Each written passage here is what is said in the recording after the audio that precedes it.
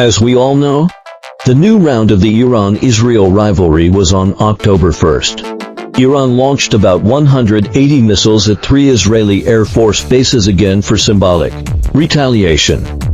It should be pointed out that most of the missiles launched by Iran this time are old-fashioned missiles, with inseparable warheads and bodies, which are for the purpose of destroying inventory, by the way, due to the accuracy limitations of old-fashioned missiles. What specific targets are hit are also not decided by Iran. In addition to the runways, several missiles hit the maintenance hangars of Israeli Air Force bases. However, all Israeli fighter jets had taken off in advance for refuge and there was not much loss. This time, Israel announced that it will retaliate again and will be a severe retaliation, which has temporarily plunged the Middle East into tension. However, 22 days have passed and there is still no substantial movement. On Friday the 18th, an account named Middle East Observer posted to top-secret documents from the United States on the social media platform Telegram, revealing the movement of the Israeli Air Force preparing for war, and the U.S. side including White House spokesman John Kirby, House Speaker Mike Johnson, and federal intelligence officials have all confirmed the authenticity of the documents. Is it the Biden administration that deliberately leaked Israel's movements? These documents are classified as top secret and only personnel with access rights in the United States and the Five Eyes Alliance can view them. It should be noted that this information is not a notification from Israel to the United States. Instead, it is an independent monitoring report on Israel's movements by the U.S. intelligence system.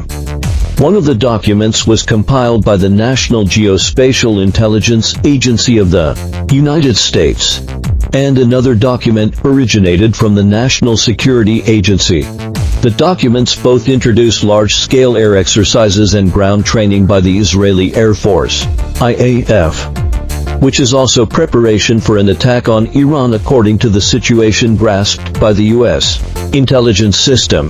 The Israeli Air Force IAF carried out a second large-scale firepower preparation exercise on October 15th to 16th. At least 16 Golden Horizon air-launched missiles and 41 S-0 air-launched missiles were taken out of the warehouse. The fighter jet missile hanging exercise was carried out at the Hayes Rim Air Force Base. 6 F-15I fighter jets on alert were covered with camouflage nets. Missile hanging training is suspected to have also been carried out at the Ramat David Air Force Base and the Ramon Air Force Base. Israel may have also carried out an air refueling exercise on October 16, involving at least 3 KC-707 refueling aircraft and 1 early warning craft modified based on the Gulfstream G550. Secret unmanned aerial vehicle flight operations were also launched. Israel's secret unmanned aerial vehicles will conduct long-distance secret reconnaissance and monitoring of targets inside Iran. In addition, the document states that there is no sign indicating that Israel plans to use nuclear weapons against Iran generally speaking. These documents classified as top secret, but leaked out should have been deliberately leaked by the Biden administration to tell Israel not to act recklessly before the U.S. general election. But apparently, it has had no effect judging from the current situation of dealing with the United States. Israel is more likely to focus the first round of attack targets on Iran's ballistic missile bases, air defense systems, Air Force bases, and the command centers of the Revolutionary Guards in particular. The missile base near Shiraz used in the October attack, and the 2 missile bases near Tabriz in East Azerbaijan province may also become targets, considering the attack on October 1st. Iran has included the Mossad headquarters in Tel Aviv as a target, and on October 19th, Netanyahu's private residence in Caesarea was attacked by Hezbollah's attack drone, and was severely damaged. Some symbolic targets located in Tehran may also be included in the first round of attack lists. But considering the feelings of Middle Eastern Arab countries, oil and gas terminals are unlikely to be the primary attack targets of Israel on October 9th. Biden had a conversation with Netanyahu, It is said that Netanyahu gave Biden an assurance not to attack Iran's nuclear facilities and oil facilities.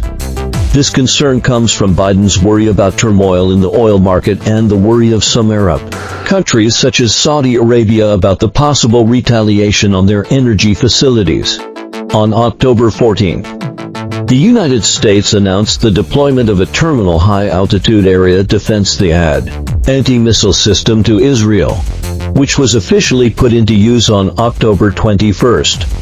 This is regarded as one of the results of US-Israel consultations and also a condition to limit the scope of Israel's retaliation. Nevertheless, U.S. officials also said that Israel's assurance is not ironclad and Israel may still break through the scope of the assurance. Although Israel is unlikely to attack the Natanz and Fordo uranium enrichment facilities in the first round of attacks, nor is it likely to attack the Arak heavy water reactor, the Bush HR nuclear power plant, the Isfahan Nuclear Technology Center, etc. as a signal. It may still attack nuclear research-related targets including the Saghand uranium mine, the Tehran Nuclear Research Center, the Gachin uranium mine, and the Arctic and Yellowcake factory due to the lack of many ballistic missiles. More than 20 F-35s capable of radar stealth are considered Israel's most important attack capability. However, in terms of range, hitting bases in western Iran from Israel has a straight-line distance of 1,080 kilometers, which is the limit of the combat radius.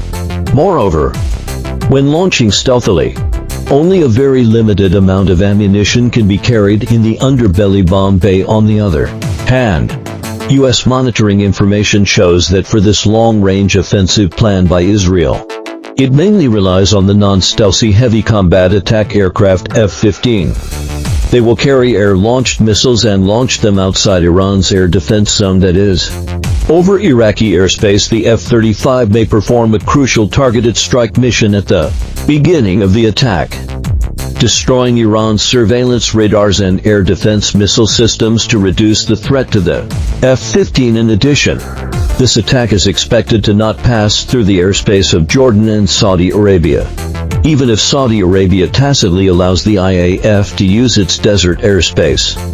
Iran may also respond to this tacit consent. The Israeli Air Force can only forcibly pass through Syrian airspace and enter the airspace over the Kurdish Autonomous Region of Iraq before launching air-launched missiles. In addition, refueling capability is a weakness of the IAF and also the biggest limitation on the scale of the attack. The IAF currently has a total of 7 Boeing 707 refueling aircraft. These aircraft began to be used as commercial flights in 1979. They were retired after 30 years of operation. Around 2010, they were converted into refueling aircraft. The aircraft is already 45 years old after multiple rounds of games. In 2020, the United States finally approved the transaction of 8 KC-46 refueling aircraft. Delivery is expected to begin in 2026.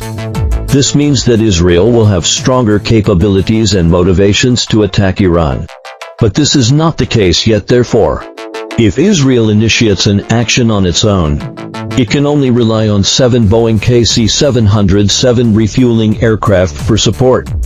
And at most it can support a scale of 20 to 30 fighter jets. In mid-October, a group of American refueling aircraft flew to the Middle Eastern groups.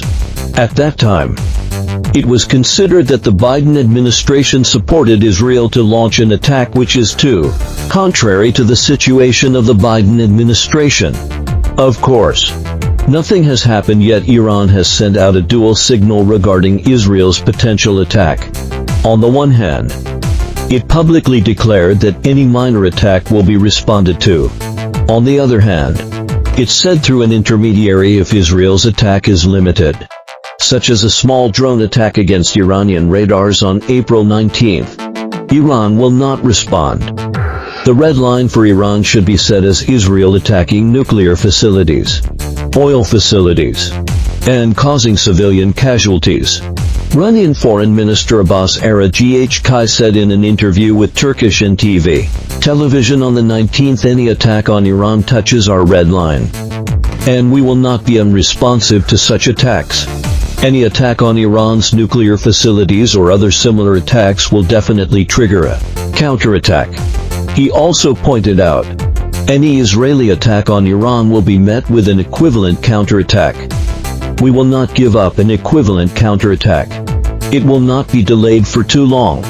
But we will not be in a hurry. The combined meaning of these words is very obvious. Asking Israel's attack not to cross the red line. Other things are easier to talk about according to Israeli media reports.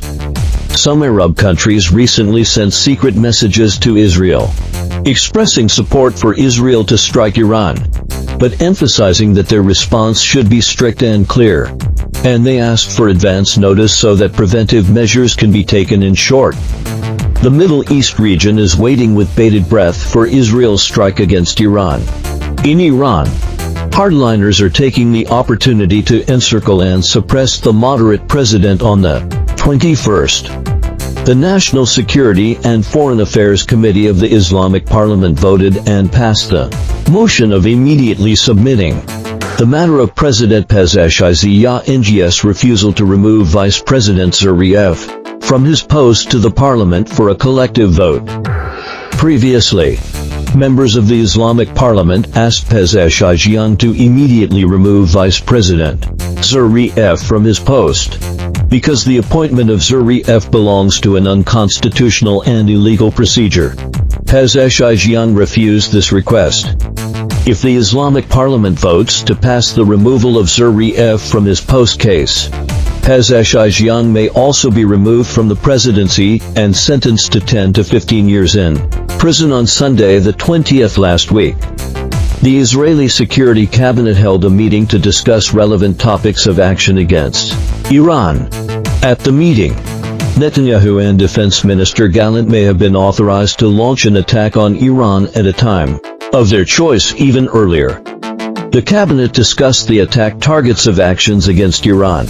For reasons of confidentiality, cabinet ministers did not receive specific attack targets but were informed of the scope and direction of the attack. Cabinet ministers were told that Iran will soon suffer a very serious attack.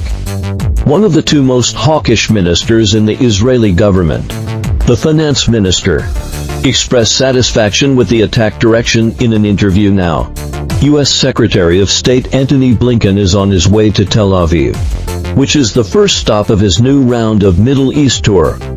There is only one message being conveyed. Absolutely do not attack Iran before the general election voting. As the U.S. general election on November 5th approaches, the Democratic Party government very much needs a stable situation. It remains to be seen whether Netanyahu, a die-hard supporter of Trump, will give face to Biden, whom he extremely dislikes at present. With 2 weeks left until the U.S. general election and 3 weeks having passed for Israel, Israel should not be very concerned about delaying for another 2 weeks. It is completely in time to take action after the U.S. general election, but if they have to take action before the general election, it is equivalent to directly throwing Biden's face on the ground and trampling on it. No matter how arrogant Netanyahu is, he also needs to consider the possibility of the Democratic Party winning and staying in power for another 4 years. There is no need to go to extremes regardless of whether Netanyahu chooses to take action and when he takes action. It is hoped that the flames of war in the Middle East can be extinguished as soon as possible and all parties can make effective efforts for regional peace. As Iranian Foreign Minister Abbas Araghchi said, the possibility of a full-scale war breaking out in the region is very high. Regional countries are making great diplomatic efforts at the regional and international levels. I think that diplomatic means must be used to prevent Israel's attacks and declare a ceasefire to avoid a large-scale tragedy in the region. Only after that can we talk about the well-being of the residents of the Gaza Strip and Lebanon.